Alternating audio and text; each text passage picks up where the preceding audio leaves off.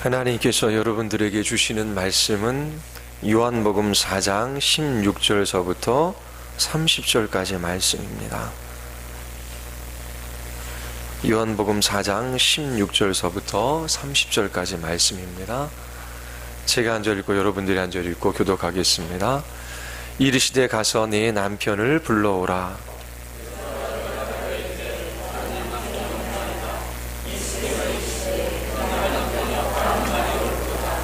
너에게 남편 5이 있었고 지금 있는 자도 내 남편이 아니니 내 말이 참되도다.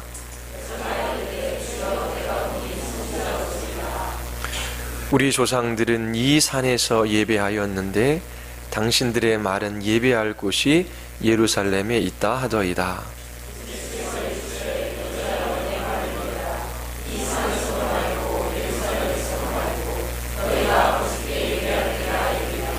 너희는 알지 못하는 것을 예배하고 우리는 아는 것을 예배하노니 이는 구원이 유대인에게서 남이라.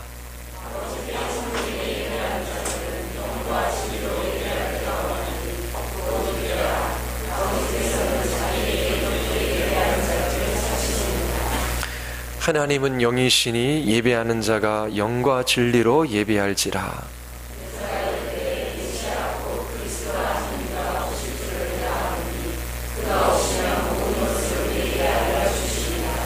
예수께서 이르시되 내게 말하는 내가 그라 하시니라.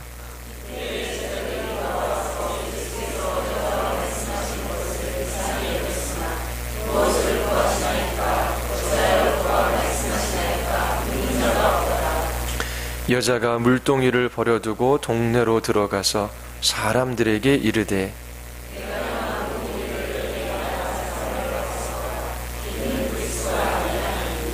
그들이 동네에서 나와 예수께로 오더라.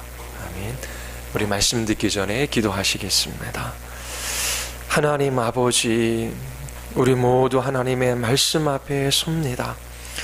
이 땅에 오신 예수 그리스도의 영광과 위대하심과 그 탁월하심을 보게 하여 주시옵소서. 예수 그리스도를 맛보아하는 하나님의 백성들이 되게 하여 주시옵소서. 성령께서 선포되어지는 그 말씀을 사용하셔서 우리를 하나님 아버지께로 인도하여 주시기를 간절히 원하오며 예수 그리스도의 이름으로 기도드리옵나이다. 아멘. 오늘 우리가 살펴볼 말씀은 4장 20절부터 26절까지입니다. 이 본문에서 우리는 하나님이 얼마나 위대한 분이신지를 알 수 있습니다.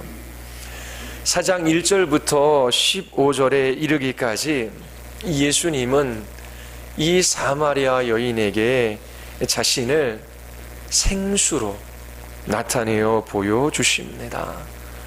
그러나 여인은 예수님의 말씀을 이해하지 못하지요. 16절에서 19절에 이르기까지 예수님은 사마리아 여인의 마음 깊은 곳까지 꿰뚫어 보시는 선지자로 자기 자신을 나타내어 보여주셨습니다.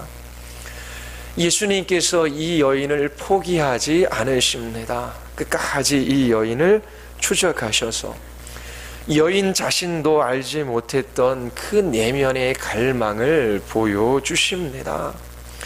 너에게 남편 5이 있었고 지금 있는 자도 내 남편이 아니다 말씀하시지요.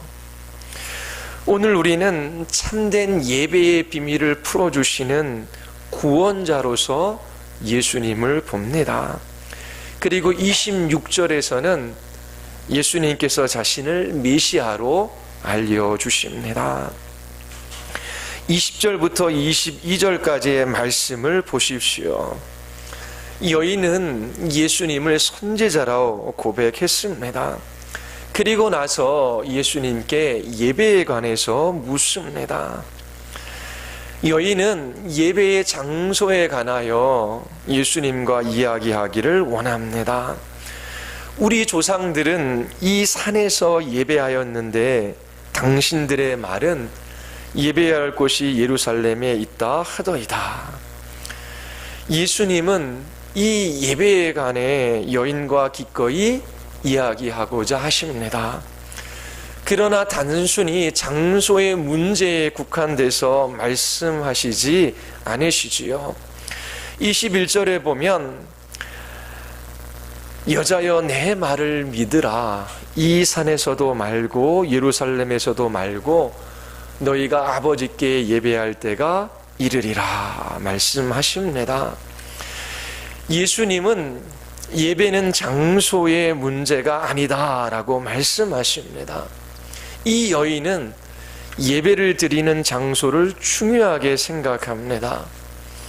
그러나 예수님은 예루살렘도 그리심산도 예배하는 관련이 없다라고 말씀하시지요. 유대인으로서 예수님의 이러한 말씀은 너무나 놀라운 것입니다. 하나님의 성전이 있는 예루살렘, 거룩한 성인 예루살렘과 상관없이 예배하는 때가 온다라고 말씀하고 계십니다. 예수님은 사마리아 여인이 전혀 생각하지 못했던 답변을 하십니다. 유대인은 예루살렘에서만 예배할 수 있다고 주장합니다. 사마리아인들은 크리심산에서 예배할 수 있다라고 말합니다. 그러나 예수님은 장소에 관한 논쟁을 거부하시지요. 예루살렘도 그리심산도 아닌 아버지께 예배할 때가 오고 있다라고 말씀하십니다. 예수님은 예배의 장소 대신 누구를 어떻게 예배하는지에 초점을 맞추어 말씀하십니다. 21절에 아버지께 라는 말씀에 주목하시기를 바랍니다. 이 산에서도 말고 예루살렘에서도 말고 너희가 아버지께 예배할 때가 이르리라. 얼마나 충격적이고 놀라운 말씀입니까? 아버지께 예배할 때가 온다라고 말씀하십니다. 그 누가 하나님을 아버지라고 부를 수 있겠습니까? 제자들에게 하늘에 계신 하나님을 아버지라고 부르며 기도하라고 가르치신 그것은 충격적인 일이었습니다. 거룩하시고 저 하늘에 계신 하나님을 아버지라고 부르는 것은 상상도 할 수 없는 일이었습니다. 그런데 예수님께서 아버지께 예배할 때가 온다라고 말씀하시지요. 이 단어를 사용하신 이유가 무엇일까요? 하나님 또는 주님 아니면 다른 명칭을 사용하지 않고 아버지께 예배할 때가 이르리라 라고 말씀하신 이유가 무엇일까요? 21절에서 예수님께서 말하시는 것은 이와 같은 것입니다. 지금 너희는 예루살렘이든지 크리심산이든지 아버지께 예배하려고 하지 않는다. 너희들은 예배하는 그 대상이신 하나님을 알지 못한다 라고 하는 것을 말씀하고 계셔요. 왜 아버지께 예배할 때가 온다라고 말씀하셨을까요? 세 가지 이유가 있습니다. 첫 번째, 예수님은 예배 장소에 관한 질문에 대하여 너희가 장소와 상관없이 아버지께 예배할 때가 이르리라 라고 말씀하십니다. 사마리아 여인의 관심을 예배의 장소에서 아버지께로 이끌고 계십니다. 사마리아 여인은 20절에서 우리 조상들은 이 산에서 예배했습니다 라고 그렇게 말했어요. 여기서 조상들은 파트리스라고 하는 헬러 단어를 사용하고 있습니다. 그리고 이미 12절에서 이 여인은 예수님께 질문했지요. 당신이 우리 조상 야곱보다 위대합니까? 파트로스라고 하는 단어입니다. 여인은 자신들의 아버지, 조상들의 전통에 초점을 맞추고 있습니다. 그녀의 마음에 가장 중요한 것은 조상들입니다. 조상들의 전통이지요. 그들의 아버지들이 예배했던 장소, 그것이 중요합니다. 근데 예수님께서 초점을 옮기시는 거예요. 파트리라고 하는 아버지께라고 하는 단어를 사용해요. 사마리아 여인이 자기 자신의 아버지들, 조상이라고 사용했던 단어와 어근이 같습니다. 예수님께서 이 사마리아 여인이 자기 자신들의 아버지들, 전통에 따라 예배했던 그 예배의 장소의 중요성을 이야기하고 있지만 예수님께서 정말 중요한 것이 무엇인지를 말씀하고 계시지요. 예수님께서는 유대의 조상들은 예루살렘에서 예배했다, 그렇게 말씀하시지 않으셔요. 너희가 관심을 가져야 할 그 조상이 있는데, 아버지가 있는데, 그것은 하나님 아버지라고 말씀하고 계시는 겁니다. 예배의 장소가 아니라 예배의 대상이신 아버지에게로 초점을 맞추고 있어요. 그들의 전통을 따라 아버지들이 드렸던 그 장소의 문제가 아니라 예배의 대상이신 아버지에게 이 예수님께서 초점을 맞추고 있으십니다. 그리고 두 번째, 예배의 대상이 아버지이심을 말씀하시지요. 이 말씀은 하나님에게 자녀가 있다라고 하는 사실을 여인에게 일깨워주는 것입니다. 자녀가 없는 분을 아버지라고 부르지 않습니다. 예수님께서 예배 받으실 분, 한 분 아버지가 계시다라고 말씀하시지요. 이 말씀은 누가 아버지의 자녀인가 라고 하는 질문을 불러일으킬 수밖에 없습니다. 요한복음 1장 12절에서 예수님께서 이미 답을 주셨어요. 영접하는 자, 곧 그 이름을 믿는 자들에게 하나님의 자녀가 되는 권세를 주셨습니다. 예수님을 영접하는 사람들이 자녀입니다. 하나님은 거듭난 사람, 예수님을 믿는 사람의 아버지이시지요. 예수님께서 진리의 말씀으로 이 여인을 일깨우고 계시는 거예요. 예배할 때가 오고 있다. 장소의 문제가 아니다. 내가 거듭나서 하나님의 아들을 믿는 것이 중요하다. 그러면 하나님이 너의 아버지가 되실 것이다 라고 하는 것을 말씀하고 계십니다. 그리고 세 번째, 왜 예수님은 21절에서 아버지로서의 하나님을 언급하고 계실까요? 예수님께서 아버지라고 하는 단어를 사용하고 있습니다. 요한복음에 자주 등장하는 언어예요.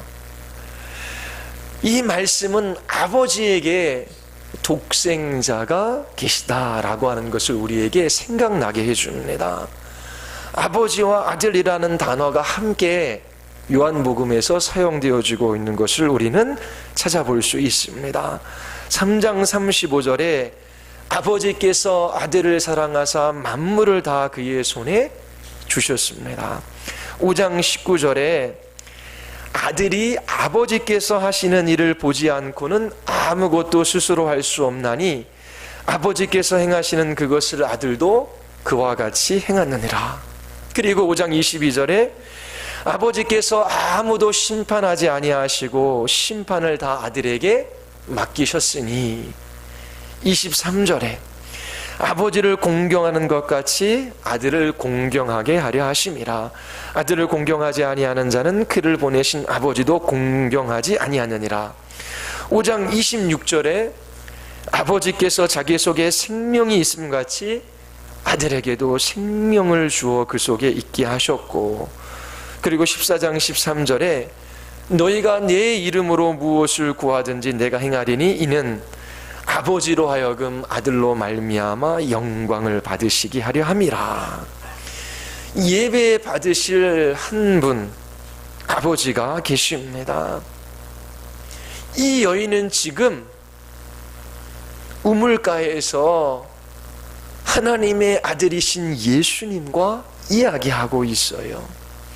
예배에 있어 하나님의 아들이신 예수님이 계시는 것은 장소의 문제와 비교할 수 없을 정도로 중요합니다. 예수님께서 이미 요한복음 2장 19절에서 너희가 이 성전을 헐라 내가 사흘 동안에 일으키라 말씀하셨습니다. 예수님은 이미 자신이 하나님을 만나는 새로운 성전임을 말씀하셨어요. 예배에 있어서 성전은 사라지지 않았습니다.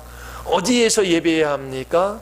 예루살렘입니까? 그리심산입니까? 아니지요.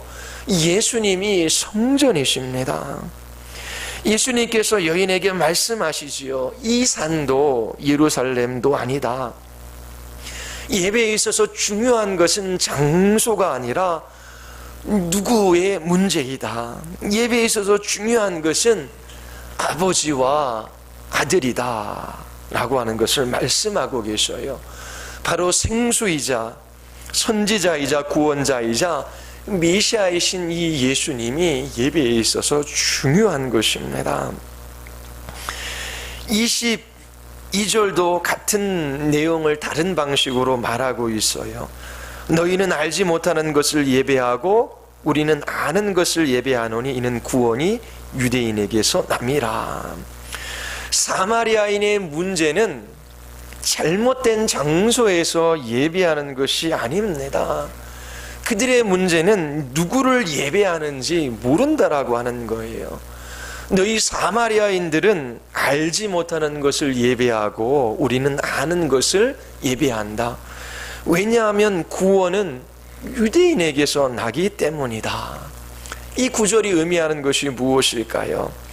모든 유대인들은 그들이 예배하는 대상을 알고 있다라고 하는 걸까요? 아닙니다.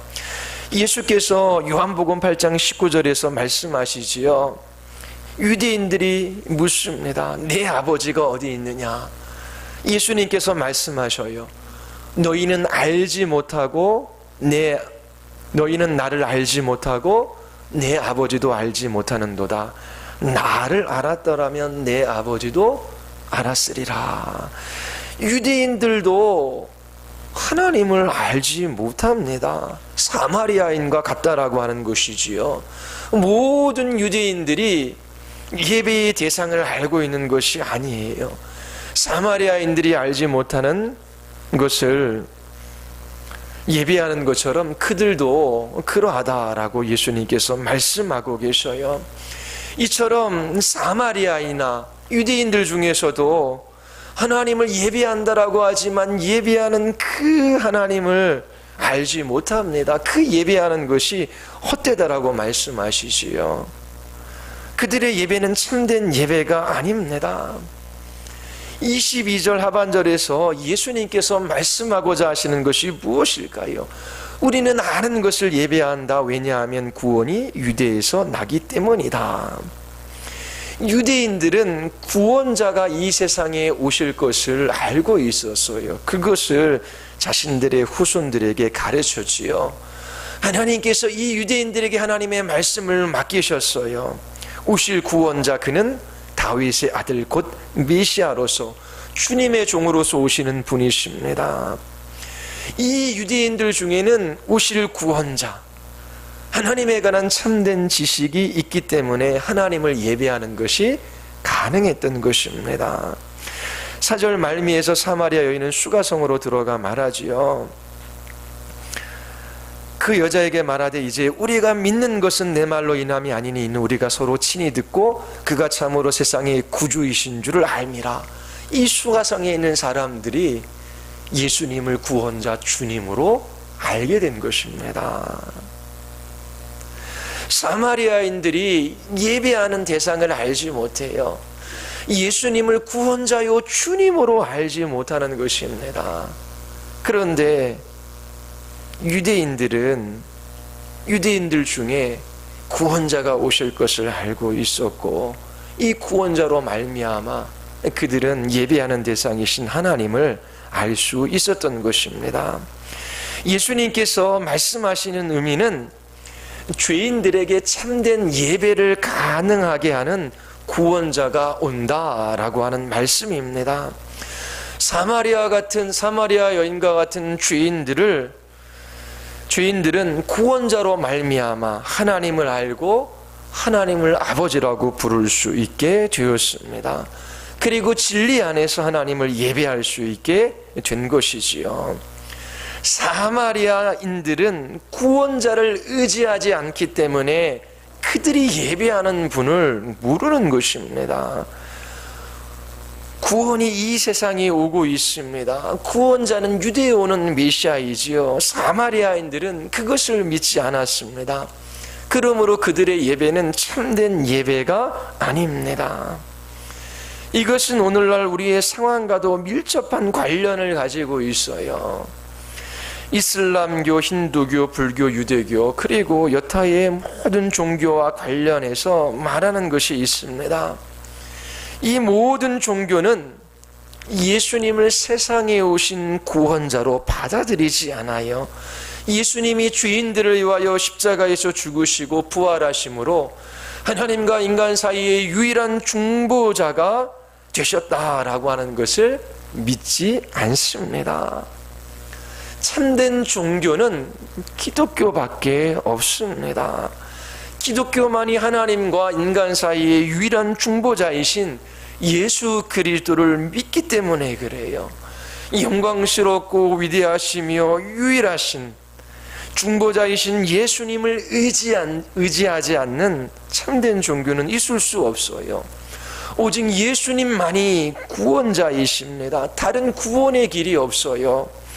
예수 그리스도 없이 하나님께로 나아갈 수 없어요. 예수 그리스도 없이 참된 예배를 드릴 수가 없는 것입니다. 많은 종교가 그들의 믿음의 대상을 놓고 그들 나름대로의 예배의 의식을 갖고 예배한다라고 하지만 그들은 참으로 하나님을 예배할 수 없는 사람들입니다. 사마리아인들이 전통을 따라 그리심산에서 예배한다라고 생각했던 것처럼 그렇게 사람들의 전통을 따라 그들은 그들의 신을 섬길 뿐입니다. 이 땅에 오신 예수님을 구원자로 영접하는 것 없이 참된 예배는 없습니다.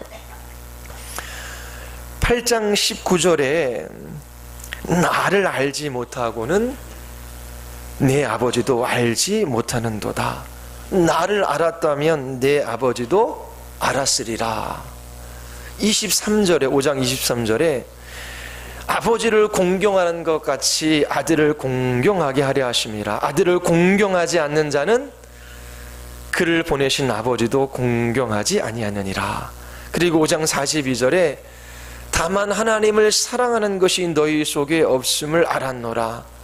나는 내 아버지의 이름으로 왔음에 너희가 영접하지 아니하나 라고 말씀하셔요. 이 모든 말씀이 의미하는 것이 무엇이겠습니까? 누구든지 나를 알지 못하면, 나를 공경하지 않으면, 나를 사랑하지 않으면 하나님도 알지 못하고 하나님도 공경하지 않고 하나님도 사랑하지 않는 것이다 라고 말씀하시는 거예요. 그러므로 그들이 산에서나 절에서나 성당에서나 사원에서나 회당에서나 어디에서나 하나님을 예배할 수 없어요. 왜냐하면 예수 그리스도를 모르기 때문에 그래요. 예수님을 공경하지 않기 때문에, 예수님을 사랑하지 않기 때문에, 예수님이 유일한 구원자이요 사람과 하나님 사이에 중보자이심을 그들이 믿지 않아요. 이 예수님으로 말미암지 않고는 하나님을 예배할 수가 없습니다. 누가복음 10장 16절에 나를 저버리는 자는 나 보내신 이를 저버리는 것이라. 예수님을 저버리고 예배하는 것은 말이 안 됩니다. 10장 40절에 나를 영접하는 자는 나 보내신 이를 영접하는 것이니라.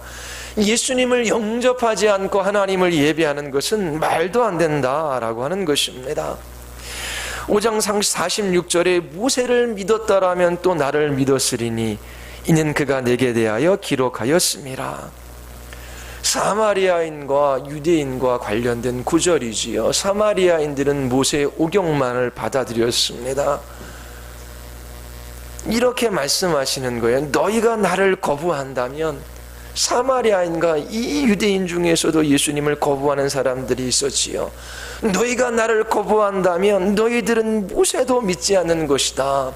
모세에 응하여 예루살렘에서 그리심산에서 예배한다라고 하지만 그 예배는 나를 거부하는 이상 참된 예배일 수가 없는 거예요.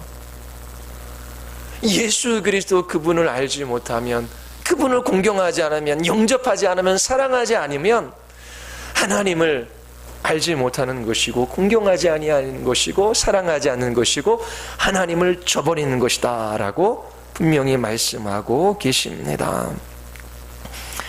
다원주의, 상대주의, 그리고 다문화가 공존하는 세상 가운데 우리가 살아가고 있어요.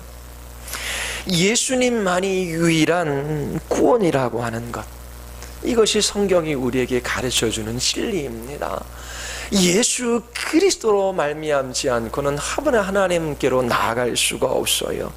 그런데 이 절대적인 진리를 믿는 것은 더욱더 어려워질 거예요. 교회에 나와요. 종교적인 삶의 모습들을 보여요. 그런데 예수님만이 나의 유일한 구원자요, 주님이라고 받아들이지 않는 사람이 많아질 거예요. 예수님만이 나의 구원이십니다. 나의 주님이십니다. 그렇게 예수님을 영접하고 주님의 통치와 다스림 속에서, 주님의 인도하심 속에서 하나님을 나의 하나님, 나의 아버지라고 부르며 하나님의 자녀로서의 삶을 살아가는 그 진실된 그리스도인의 모습은 찾아볼 수 없고 종교적인 모습만 나타납니다. 그런 사람들은 참된 예배를 할 수가 없어요. 성경에서 말하는 대로의 그 예수님을 저버리고 세상의 가치와 사상을 따라 살아가는 사람들이 교회에 더 많아질 것입니다. 예루살렘 성전이 아니라 예수님 안에서 예배할 때가 오고 있습니다. 23절에 아버지께 참되게 예배하는 자들은 영과 진리로 예배할 때가 오나니 곧 이때라. 아버지께서는 자기에게 이렇게 예배하는 자들을 찾으시니라. 예배할 때가 옵니다. 언제예요? 바로 지금이지요. 왜냐하면 구원자가 여기 계시기 때문입니다. 하나님의 아들이 지금 여기 계시기 때문이에요. 하나님께서는 예배하는 자들을 찾으십니다. 하나님을 기뻐하고 하나님을 즐거워하고 하나님 한 분만 의지하며 그렇게 하나님을 따를 예배자들을 하나님께서 찾고 계시지요. 예수님이 아니고는 하나님을 예배할 수가 없어요. 하나님을 예배하는 유일한 길은 예수님입니다. 예수님께서 이 세상에 오신 이유도 이 때문이에요. 심판하러 오신 것이 아니라 구원하러 오셨습니다. 예수님은 하나님을 예배하는 자들을 찾으시는 하나님이십니다. 참된 예배는 영과 진리 안에서 일어나요. 이것이 의미하는 것이 무엇일까요? 여러분들은 하나님을 예배하기 위해서는 성령 하나님에 의해서 반드시 거듭나야 합니다. 여러분들이 진리이신 예수님을 통하여 아버지께로 나아가야 합니다. 예수님만이 길이요 진리요 생명이십니다. 예수 그리스도 진리이신 그분을 통하여 아버지께로 나아가 예배할 수 있습니다. 여러분 3장 6절의 말씀을 기억하시지요? 육으로 난 것은 육이요 영으로 난 것은 영이니. 성령으로 거듭난 것은 영입니다. 영으로 하나님을 예배한다라고 하는 것은 성령으로 거듭난 것을 의미합니다. 살아있는 영이 되는 것이지요. 거듭나기 전 우리가 하는 모든 것은 육체로 행하는 것뿐입니다. 거듭나지 못한 사람은 참된 예배를 할 수가 없어요. 하나님을 기뻐하며 하나님을 즐거워하며 전심으로 하나님을 의존하며 예배자의 삶을 살아갈 수 없습니다. 그냥 예배당에 나오는 것뿐입니다. 사람들이 여러분들을 기독교인이라고 부를 수도 있어요. 그러나 살아있는 영, 거듭난 영을 가지고 있지 않으면 그리스도인이 아닙니다. 죽어있는 사람입니다. 하나님을 몰라요. 육으로 난 것은 육일 뿐입니다. 육체의 일에만 관심이 있습니다. 이 세상에 있는 것들만 바라보고 살아갑니다. 이 세상이 전부이고 모든 것이에요. 하나님을 참으로 예배하는 이 영광과 이 복됨에 관해서 그러한 사람들은 하나도 알지 못합니다. 그러나 예수님을 믿는 믿음을 통하여 성령께서 우리에게 영적인 생명을 주실 때에 우리는 거듭나게 됩니다. 우리의 영으로 하나님을 예배할 수 있는 것이지요. 우리의 영은 살아있고 성령께서 우리 안에 함께 거하십니다.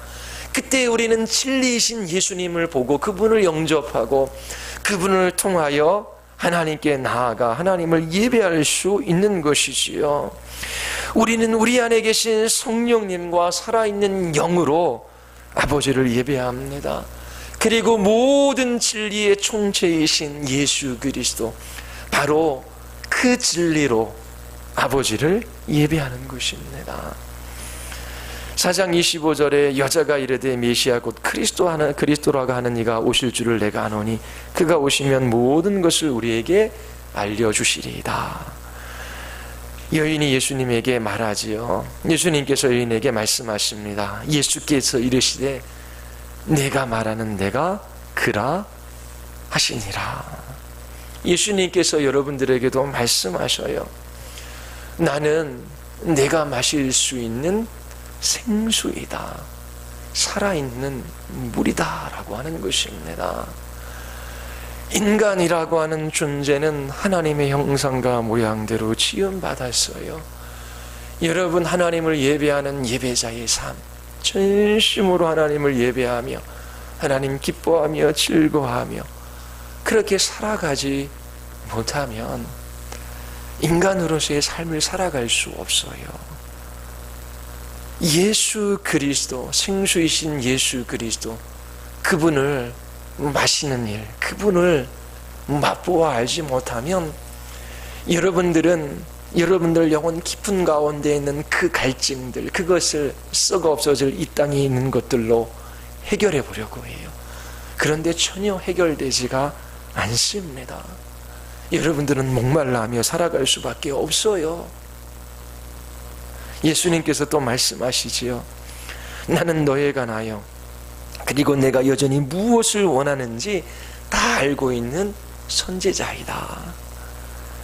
나는 죄인들을 위해 죽기 위해 이 세상에 온 구원자이다. 예수님께서 우리의 마음 깊은 것까지 꿰뚫어 보셔요. 예수님께서 죄인들을 위하여 십자가에 죽기 위하여 이 세상에 오신 구원자이십니다.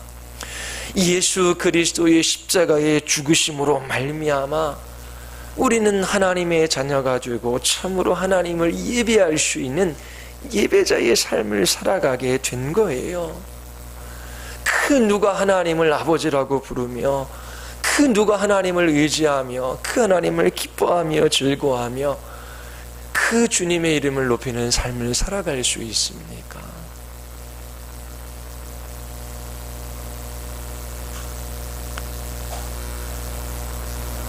중고등부 학생들 공부하는 것 때문에 힘들지요. 공부를 잘해서 원하는 대학교에 들어가고 또 월급 많이 주는 직장에 들어가는 그것이 참된 삶이 아닙니다. 그것이 성공이라고 생각하지요. 성공은 예수 그리스도, 그분이 생수임을 아는 겁니다. 그분이 선지자임을 알고 예수 그리스도만이 길이요 진리요 생명이 돼서 하나님께로 나아가는 유일한 구원자임을 아는 거예요. 그 사람에게는 실패가 없어요. 왜요?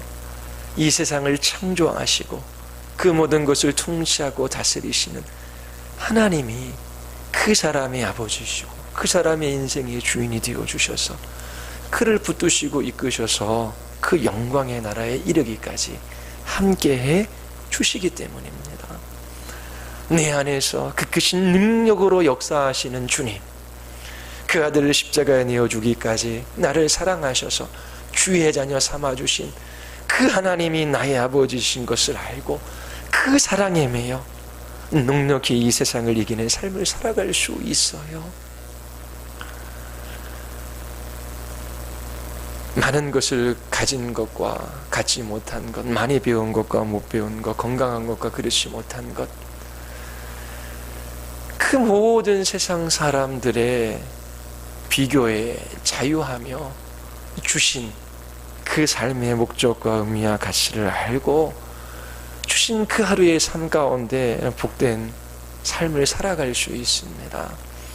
그리스도인들은 내일을 몰라요. 그러나 두려워하지 않고 염려하지 않아요. 내일을 알고 계신 하나님이 계시기 때문이지요. 오늘 우리에게 주신 그 말씀을 붙들고 순종하며 하나님 한 분 의지하며 그렇게 성령 하나님의 인도하심을 따라 하루하루 이 길들을 걸어갑니다. 그 길 끝에서 영광의 주님을 배울 것을 알아요. 그 소망이 오늘 우리에게 힘이 되고 능력이 됩니다.